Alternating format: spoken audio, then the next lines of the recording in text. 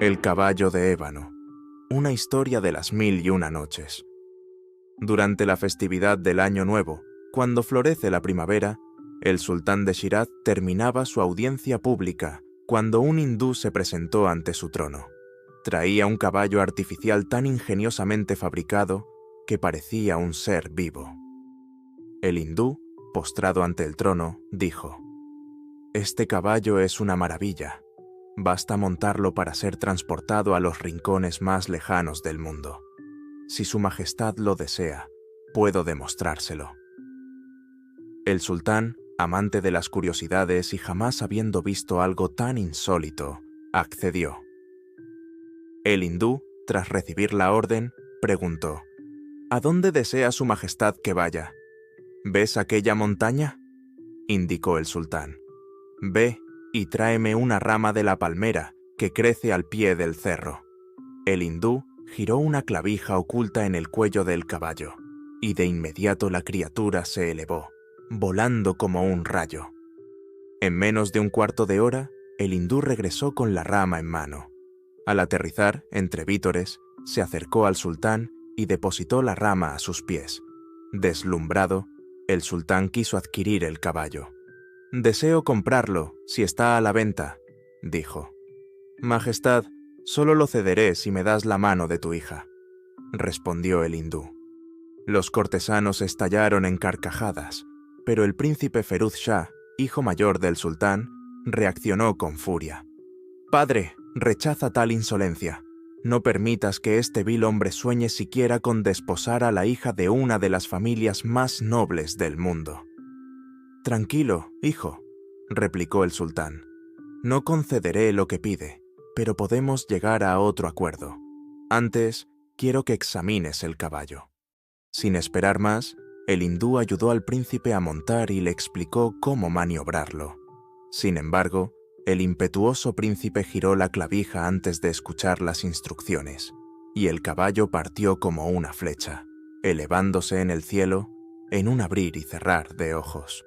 El príncipe y el caballo desaparecieron del horizonte. Alarmado, el hindú corrió ante el sultán, suplicando que no lo castigara. Su majestad vio la velocidad con la que voló el caballo. La sorpresa me dejó sin palabras. Incluso si hubiera advertido al príncipe, ya estaba demasiado lejos para oírme. Pero aún hay esperanza. Si descubre otra clavija y la gira, el caballo descenderá suavemente. El sultán, presa de angustia por la seguridad de su hijo, replicó: «Si en 3 meses mi hijo no regresa o no escucho que está vivo, tu vida pagará por la suya». Ordenó que apresaran al hindú y lo encerraran en una mazmorra. Luego, apesadumbrado, se retiró a su palacio, lamentando que la celebración de Año Nuevo hubiera terminado en desastre. Mientras tanto, el príncipe surcaba el cielo a una velocidad aterradora. Giró la clavija de un lado a otro, tirando de las riendas sin éxito. Alarmado examinó el cuello del caballo y, tras buscar, descubrió una segunda clavija detrás de la oreja derecha. Al girarla, el caballo comenzó a descender suavemente. Para entonces, la noche ya había caído. Mientras bajaba, el príncipe perdió de vista el último resplandor del sol y, rodeado de oscuridad, decidió soltar las riendas y dejar que el caballo escogiera su lugar de aterrizaje. Cerca de la medianoche, el caballo tocó tierra. Débil por el hambre, el príncipe desmontó y descubrió que se encontraba en la azotea de un espléndido palacio. Tanteando, halló una escalera que lo condujo a una estancia cuya puerta estaba entreabierta. Llamó suavemente, pero al no recibir respuesta, avanzó con cautela. A la luz de una lámpara, vio a varios esclavos negros dormidos con espadas desenvainadas, guardias de un sultán o princesa, sin duda.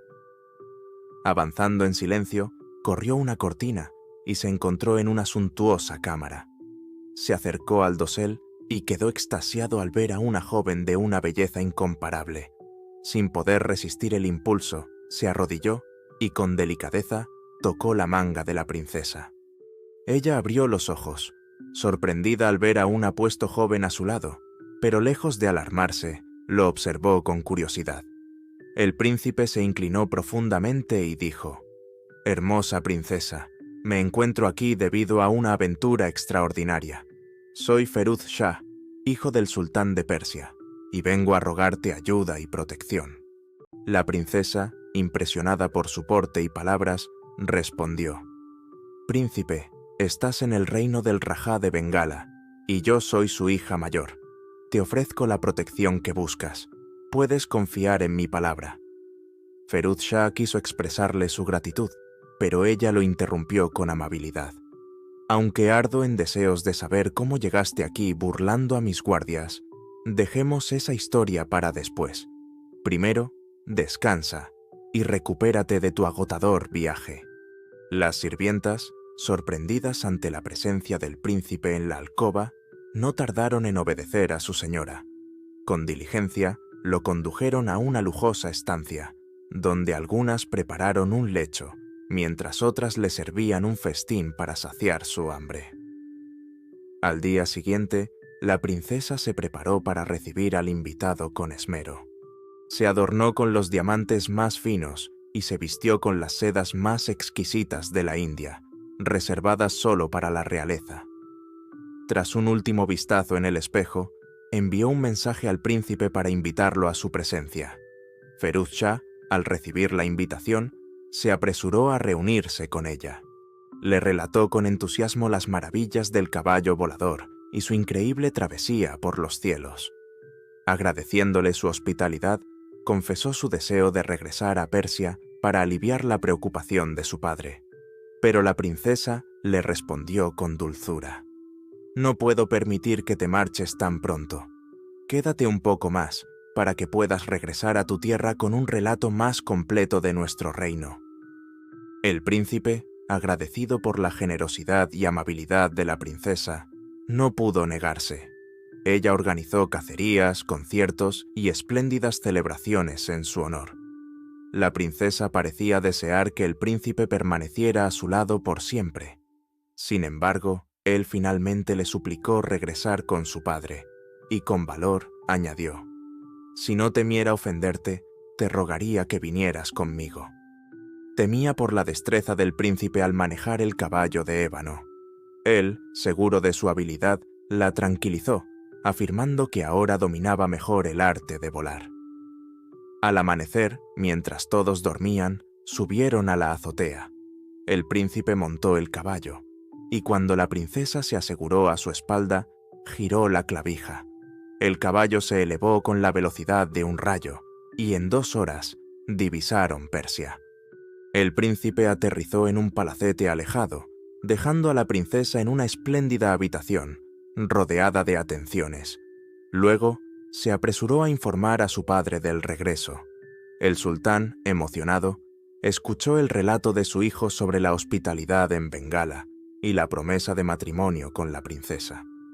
El príncipe concluyó: «La traje conmigo en el caballo de ébano y la dejé en tu palacio de verano, aguardando tu consentimiento». El sultán, lleno de gozo, abrazó a su hijo. «No solo consiento en tu matrimonio, sino que iré yo mismo a buscarla para que la boda sea hoy mismo». Liberaron al hindú de su prisión. El sultán le dijo: «Tu vida estaba en juego por la de mi hijo. Ahora que ha regresado, toma tu caballo, y que jamás vuelva a verte». Sin embargo, el hindú, habiendo oído sobre la princesa que Feruz Shah había traído, tramó su venganza. Montó su caballo y voló hasta el palacio de verano, donde, engañando a la guardia, afirmó que traía órdenes del sultán para llevar a la princesa a la ciudad. El capitán de la guardia, al ver que el hindú había sido liberado, creyó su historia. La princesa, confiada en que era el deseo del príncipe, accedió a acompañarlo. El hindú, satisfecho con la facilidad de su engaño, montó en el caballo, colocó a la princesa detrás suyo y giró la clavija. Al instante, ascendieron velozmente por el aire. De pronto, en el cielo sobre sus cabezas, apareció el hindú con la princesa como prisionera, burlándose de ellos. El sultán, al verlo, estalló en ira, pero nada podía hacer salvo maldecir al traidor. El príncipe Feruz Shah, desesperado, corrió hacia el capitán de la guardia, quien, al saber de la traición, se postró pidiendo la muerte. «Levántate», dijo el príncipe. «No es tu culpa, sino mía por no prever esto. Ahora, tráeme una túnica de derviche, pero guarda silencio sobre para quién es». En cuanto tuvo la túnica, el príncipe se disfrazó, tomó una caja de joyas y partió en busca de la princesa, decidido a no regresar sin ella o perecer en el intento. Mientras tanto, el hindú, volando con la princesa, llegó a las afueras de la capital de Cachemira. Descendió en un bosque y dejó a la princesa cerca de un arroyo para buscar comida.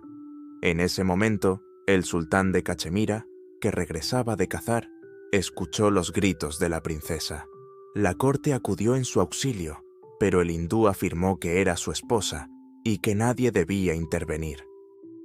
«¡Oh, noble señor, quien quiera seas, ten piedad!», clamó la princesa. «Soy una princesa. Este vil mago me ha secuestrado, alejándome del príncipe de Persia, mi prometido.